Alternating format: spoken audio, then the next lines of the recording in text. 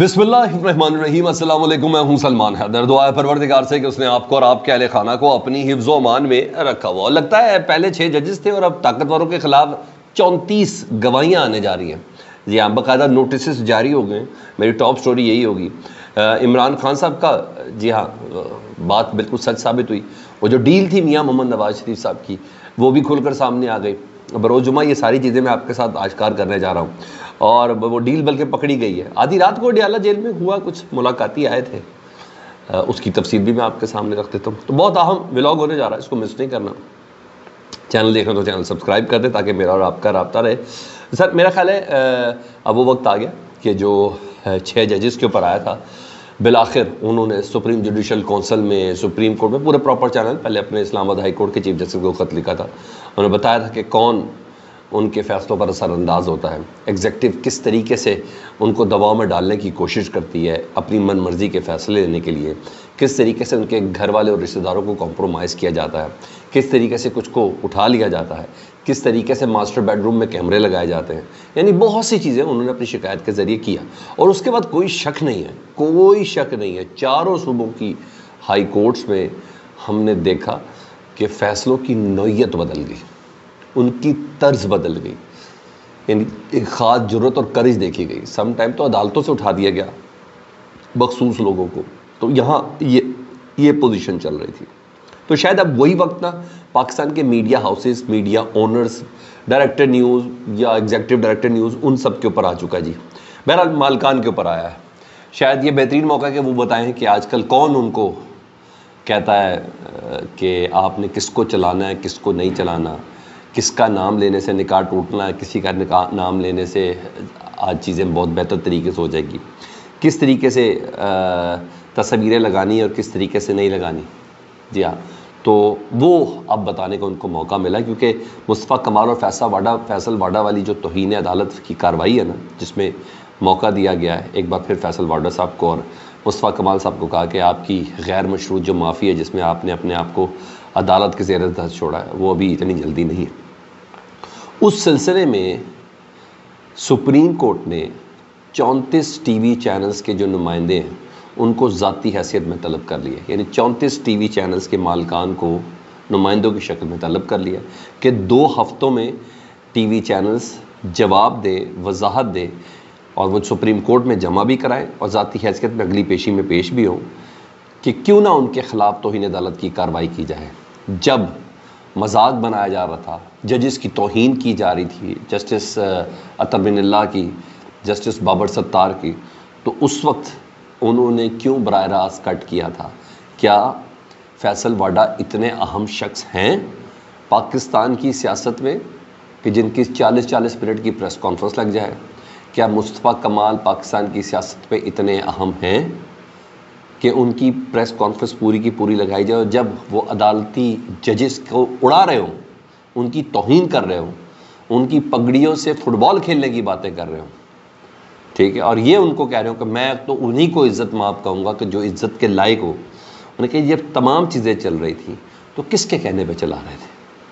تو انہوں نے جی بھیج دیا جی ان کو نوٹس کہ آپ اس کو جواب دیں، اور یہ باتیں بتانا ضروری اس وجہ سے ہے کیونکہ ان کو کچھ نہ کچھ طریقے سے تو سیٹسفائڈ کرنا پڑے گا۔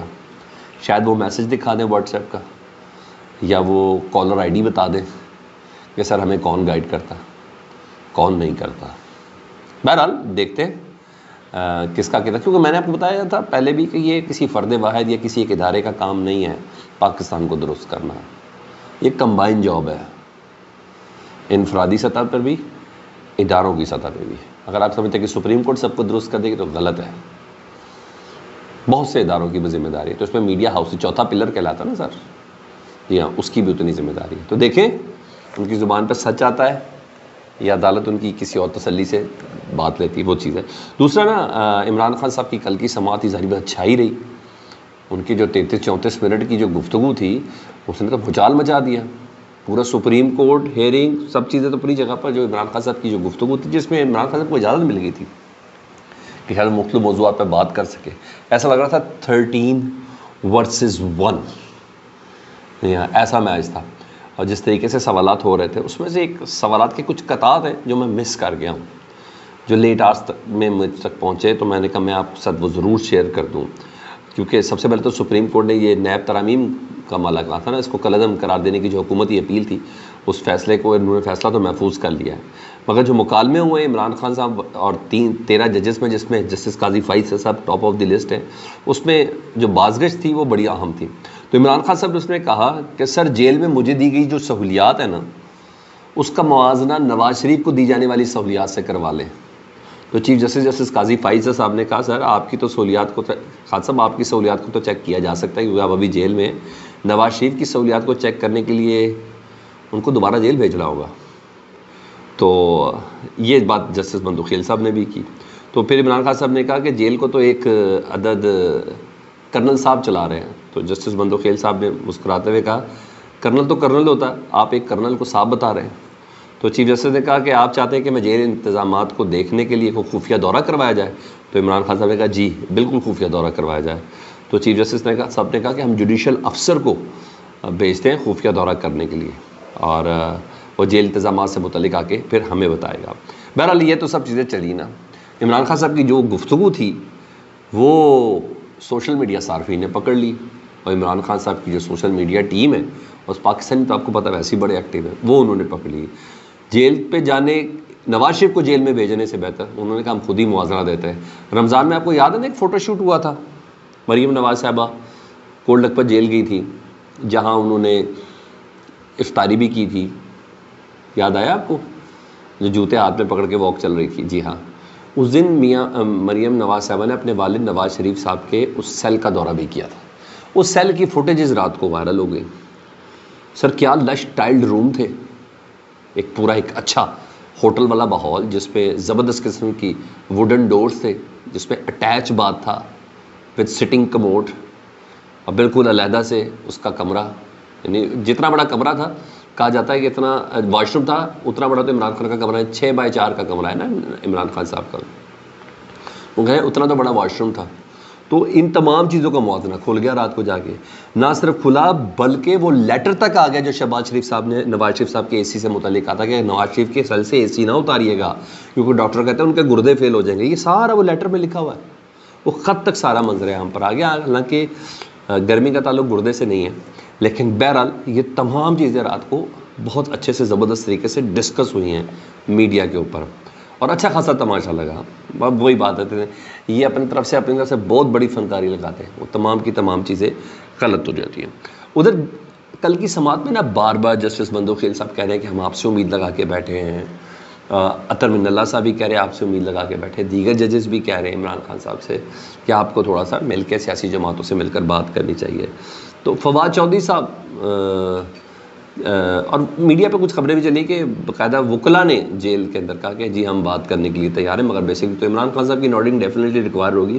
تو فواد چودھری صاحب نے ایک ٹویٹ کیا، وہ کہتے ہیں سپریم کورٹ نے سیاستدانوں کو معاملات آپس میں بیٹھ کر مذاکرات کے ذریعے حل کرنے کا مشورہ دیا ہے۔ یہ ایک صائب مشورہ ہے۔ چیف جسٹس صاحب صرف آئین پر عمل کرواتے ہوئے سیاسی قیدیوں کی رہائی کا حکم دے دیں، اس سے مذاکرات کی طرف باقاعدہ طور پر عملی پیش رفت ہوگی جس کا امکان ہے۔ چیف جسٹس صاحب کو اپنی خواہشات کو عملی جامہ پہنانے کے اقدامات کرنے چاہیے۔ مطلب ہم مذاکرات کے لیے تیار ہیں، فواد چودھری صاحب کہتے ہیں، مگر یک طرفہ نہیں ہو سکتا ہے، کچھ انیشیٹو سپریم کورٹ کو بھی لینے ہوں گے، اور کم از کم سیاسی قیدیوں کو جو 9 مئی کے حوالے سے ایک ایک قیدی 6 جگہ پہ اندر 6 شہروں کے اندر جن کے اوپر مقدمات ہیں ان کو ذرا رہا کیا جائے۔ تو یہ چیز تھی۔ ادھر اڈیالہ جیل میں ملاقات ہوئی تھی، کل تھی عمران خان صاحب کی، لیکن وہ پیشی پہ تھے تو نہیں ہو سکی تھی۔ تو رات گئے FIA کی ٹیم پہنچی تھی عمران خان صاحب کے اس ٹویٹ کے اوپر جو انہوں نے حمود الرحمان کمیشن سے متعلق کی تھی۔ تو دوسری بار پھر عمران خان صاحب نے پہلی بات کہی یہ بوگس کیس ہے، دوسری بار پھر انہوں نے کہا آپ چاہیں پلیز۔ عمران خان صاحب نے ملنے سے انکار کر دیا، لیکن میں نے پہلے بھی کہا تھا میں اس پہ شامل تفتیش نہیں ہوں گا انٹل انلیس جب تک میرے وکلا ادھر موجود نہیں ہوں گے۔ تو دوسری بار عمران خان صاحب نے وکلا کی ٹیم کو FIA کی ٹیم کو واپس بھیجا۔ تو میرا خیال ہے قید میں بھی اپنی شرائط میں رہنے کا فن نہ شاید صرف عمران خان صاحب کو آتا ہے، باقی ہسٹری آپ کے بھی سامنے ہے اور میرے بھی سامنے ہے۔ فیڈ بیک سے متعلق ضرور آگاہ کریں، اپنا بہت خیال رکھیں۔ اللہم صلی علی محمد و آل محمد۔